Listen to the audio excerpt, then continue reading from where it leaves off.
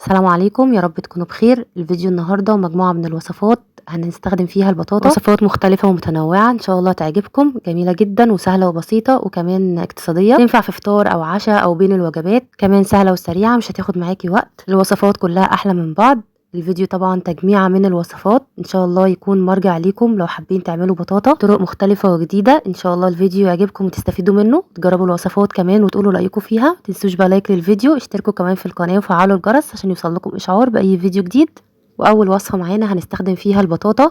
الاول جبت البطاطا طبعا غسلتها كويس جدا وبعدين قشرتها، الكميه طبعا حسب الرغبه، وحطيتها في صينيه بالشكل ده. ضفت عليها نص كوبايه من السكر وكمان نص كوبايه من الميه، ورفعتها على نار هاديه. غطيتها كمان لحد ما بدات تستوي معانا. طبعا من وقت للتاني بنقلبها على الوش التاني لحد ما تستوي. وطبعا الميه والسكر اللي احنا ضفناها، لو البطاطا عندك مش مسكره قوي هتبقى معاكي تحفه جدا ومسكره، هيعمل معاكي كده زي صوص كراميل. تقدري كمان تضيفيه على وش البطاطا. وبعد البطاطا ما استوت معانا عملت قوارب من الورق الفويل بالشكل ده. ممكن كمان تستخدمي ورق زبده، وحطيت على كل قارب كده واحده من البطاطا وفتحتها زي ما شايفين. بحاول كمان اعمل لها قاعده كده من النص عشان تبدا تاخد معانا الحشوه. هنستخدم مهلبيه وهنحشي بيها البطاطا. عملناها بطريقه بسيطه جدا. لكل كوبايه لبن حطيت عليها معلقه كبيره من النشا ومعلقه كبيره من السكر، ودوبتهم الاول على البارد وبعدين رفعتها على النار مع التقليب طبعا لحد ما تقل قوامها واستوت معانا وبقت بالشكل ده. ضفتها على البطاطا ورشيت بس رشه بسيطه كده من السكر على الوش، وبعدين دخلتها الفرن تحت الشوايه تاخد بس لون معانا ونقدمها بالشكل ده. وكميه المهلبيه طبعا حسب كميه البطاطا اللي عندك. انا استخدمت بس كوبايه من اللبن عليها معلقه بس من النشا وعملت بيها المهلبيه بالشكل ده. طبعا تتاكل بقى سخنه او بارده زي ما تحبوا، وتقدميها بالشكل ده. شكلها شيك جدا. لو عندك اي ضيوف تعمليها بالطريقه دي وتقدميها بالطريقه دي هتعجبهم جدا. كمان طعمها حلو قوي مختلف. وده شكلها معانا تاني يوم بعد ما بردت معانا بقت بالشكل ده. طبعا طعمها حلو وهي سخنه وكمان وهي بارده، بجد تحفه. جربوها هتعجبكم قوي. الوصفه معانا اللي بعد كده استخدمت كميه من البطاطا. الكميه دي حوالي كيلو ونص من البطاطا. الاول غسلتها زي ما قلنا وبعدين قشرتها، وهبدا اقطعها لقطع صغيره بالشكل ده.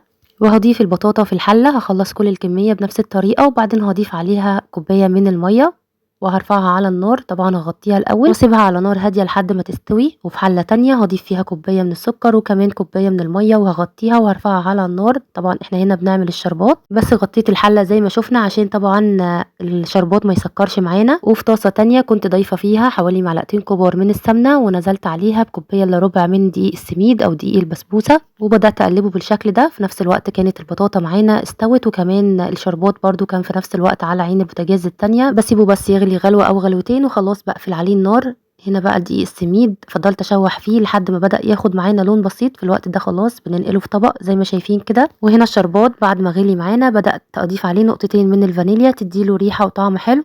هنا كمان البطاطا كانت استوت معانا، بدأت اهرسها بالشكل ده. نهرسها كويس جدا لحد ما تبقى معانا ناعمة بالشكل ده. هبدأ بقى اضيف عليها الدقيق السميد اللي احنا حمرناه كده او شوحناه في الاول، وهقلبه كويس مع البطاطا. وبعدين هبدأ اضيف نص معلقة صغيرة من البيكنج باودر و3 معالق كبار من جوز الهند. طبعا ده اختياري، حابة تضيفيه او لا زي ما تحبي، بس طبعا بيدي للبطاطا طعم حلو. كمان ضفت كوباية من اللبن وهقلب الخليط كويس لحد ما كل المكونات تختلط معانا. زودت لها كمان نقطتين من الفانيليا تدي للبطاطا طعم طبعا وريحة حلوة. بعدين جبت صينية دهنتها بشوية من السمنة او الزيت وهبدأ أصب فيها خليط البطاطا. بنستخدم طبعا صينية البيتزا أو البسبوسة. بنفرد الخليط ونسويه بالشكل ده. وبعد ما سويت الخليط كويس جدا في الصينية زي ما شايفين كده، هبدأ بقى أسيح معلقتين من الزبدة أو السمنة وهدهن بيها وش البطاطا بالشكل ده. ونبدأ بقى ندخلها الفرن على درجة حرارة 180 أو متوسطة على الرف الأوسط بالشكل ده لحد ما تستوي معانا. لما تلاقيها بدأت تاخد لون كده من الحروف تبدأي تشغلي لها الشواية لو حابة. وطبعا أول ما بتخرج معانا بالشكل ده بنسقيها بقى بالشربات اللي احنا جهزناها في الأول، وهتلاقيها معاكي بدأت تشرب الشربات أو السيرب بالشكل ده. خلاص بقى بنسيبها لحد ما تهدى او تبرد، وتبداي بقى تقدميها تقطعيها كده قطع بالشكل ده وتقدميها قطع زي البسبوسه طبعا بالبطاطا مختلفه وطعمها حلو جدا. وعملنا حاجه حلوه بالبطاطا سهله ما اخدتش معانا وقت وكمان مغذيه جدا ومفيده، تنفعك كمان في فطار او عشاء او حاجه كده بين الوجبات. بجد طعمها حلو جدا ومختلف. ندخل على الوصفه معانا اللي بعد كده. استخدمت فيها كميه من البطاطا غسلتها كويس جدا زي ما شايفين، وبعدين هبدأ اجيب الكيس الحراري وهبدأ اضيف فيه البطاطا. طبعا البطاطا بنغسلها كويس جدا، بننقعها في المية وبعدين نغير عليها المية كذا مرة لحد ما تبقى معانا نضيفة كده بالشكل ده. ونبدأ بقى نحطها في الكيس، وهبدأ كمان اضيف عليها نص كوباية من السكر وكمان نص كوباية من المية ونقفل الكيس الحراري. وبحطها كمان في صينية بالشكل ده. نعمل بقى كمان فتحات في الكيس ونبدأ بقى ندخلها الفرن على درجة حرارة متوسطة على رف اوسط زي ما شايفين. طبعا مش هتاخد وقت كتير، الكيس الحراري طبعا بيخليها تستوي معانا بسرعة. حابة كمان تديها وش تحت الشواية زي ما تحبي، وبيبقى فيها كمان صوص كده تقدري تضيفيه على البطاطا على الوش، او تحطيه كده في بولة صغيرة وتضيفيه على البطاطا وقت التقديم، بيبقى حلو جدا. لو عندك كمان كمية كبيرة من البطاطا هتلاقيها استوت معاكي بسرعة بالطريقة دي. والبطاطا زي ما شايفينها كده دايبة ومستوية جدا، طعمها كمان حلو قوي. لو كمان البطاطا عندك مش مسكرة بالطريقة دي هتبقى مسكرة معاكي وتحفة جدا. يعني تقدري تستخدمي في الوصفة دي اي نوع بطاطا وتقدميها زي ما قلنا بالصوص كده وقت التقديم، ترشيه على البطاطا بالشكل ده هتبقى معاكي تحفة جدا.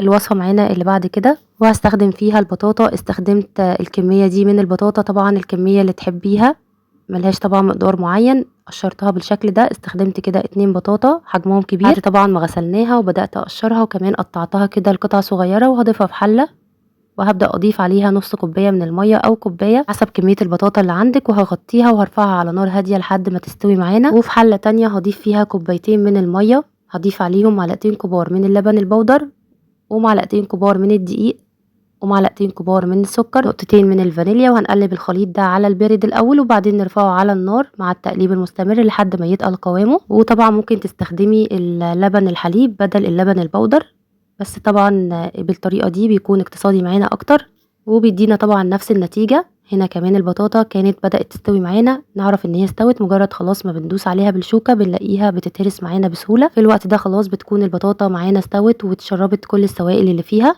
هبدأ بقى اجيب بايركس او اي صينية عندك، وهضيف فيها البطاطا بعد ما هرستها كويس جدا. طبعا ممكن في الوقت ده تضيفي كمان عليها معلقة من السمنة البلدي او الزبدة، بتديها كمان طعم غني اكتر واحلى. وسويناها بالشكل ده على البايركس. وكمان المهلبية معانا بعد ما استوت او بعد ما تقل قوامها بدأت اضيفها على البطاطا بالشكل ده وهي سخنة. وكمان للتزيين بدأت اضيف كرات كده جوز الهند، عليها كمان انصاص من الكريز يديها شكل حلو كمان طعم حلو. بنسيبها طبعا بعد ما تبرد ونقدمها، وبتكون معانا بالشكل ده طبقة البطاطا وطبقة المهلبية بنقدمها، بتبقى طعمها حلو جدا. تقدري كمان تقطعيها قطع وتقدميها قطع بالشكل ده، تقدري كمان تعمليها في بولات صغيرة يعني زي ما تحبي. تقدري كمان تحطيها في الفرن تحت الشواية، المهلبية تاخد معاكي لون. يعني الافكار كتير زي ما تحبي، بس طبعا طعمها حلو جدا ومختلف في كل الحالات، طعمها حلو جدا. المهلبيه اللي عملناها بالدقيق بجد كريميه وطعمها حلو جدا. الوصفه معانا اللي بعد كده استخدمت كميه من البطاطا، غسلتها زي ما قلنا كويس جدا وحطيتها في صينيه، وهبدا اضيف عليها نص كوبايه من السكر وكمان عليها نص كوبايه من الميه، وهنرفعها على النار. طبعا بنغطيها وبنفضل من وقت للتاني نقلبها. احنا هنا بنسوي كده البطاطا يعني بنشويها بس في الصينية على البوتاجاز، بتاخد معانا وقت قليل في التسوية.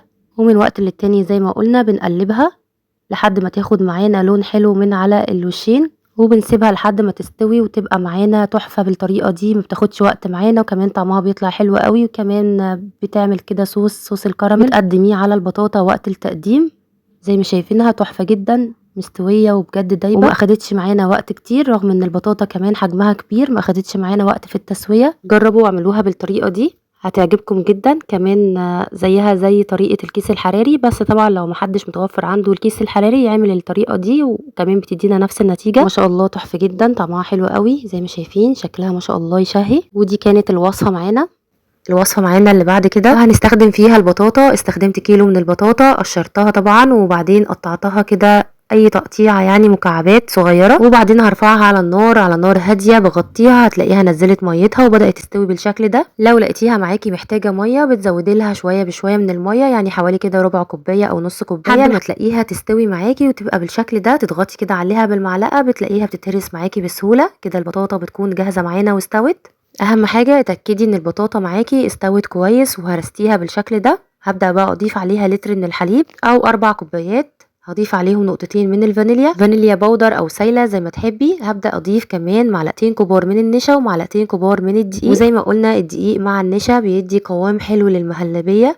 هقلبهم الاول على البارد بالشكل ده، وبعدين هنرفعهم على النار. اهم حاجة تتأكدي انك قلبتيها كويس على البارد، وبعدين بقى ترفعيها على النار مع التقليب المستمر لحد ما تغلي ويتقل قوامها. واحنا هنا بنعمل مهلبية بالبطاطا او مهلبية البطاطا، طعمها حلو جدا، مغذية قوي، مفيدة كمان للاطفال. في الوقت ده طبعا كنت نسيت اضيف السكر، ضفته في الوقت ده وبعدين قلبته بقى مع المهلبية. تقدري طبعا تزودي في السكر او تقلليه زي ما تحبي. واستخدمت 5 معالق كبار من السكر، قلبتهم كويس وبعدين سبت المهلبية لحد ما بدأت تغلي معانا وتقل قوامها بالشكل ده. وعلى طول بقى بتصبيها في الكاسات او الاطباق زي ما تحبي او الكوبايات. وشايفين قد ايه قوامها كريمي وناعم وطعمها بجد تحفة. جربوا البطاطا بالطريقة دي هتعجبكم قوي. وتغيير كمان في تقديم البطاطا كمان للأطفال الصغيرين، بتنفعهم جدا، بتبقى كمان مغذية جدا ليهم. وتسيبيها طبعا تبرد، بعدين بقى تحطيها في التلاجة وتتقدم باردة بالشكل ده. تحفة جدا زي ما شايفين، قوامها حلو قوي وطعمها حلو جدا وتغيير. اتمنى تكون الوصفات عجبتكم، جربوها وقولوا رأيكم فيها. ما تنسوش لايك للفيديو، اشتركوا كمان في القناة وفعلوا الجرس عشان يوصلكم اشعار بأي فيديو جديد. واستنوني في فيديوهات جديدة ووصفات جديدة. اسيبكم في رعاية الله، سلام عليكم.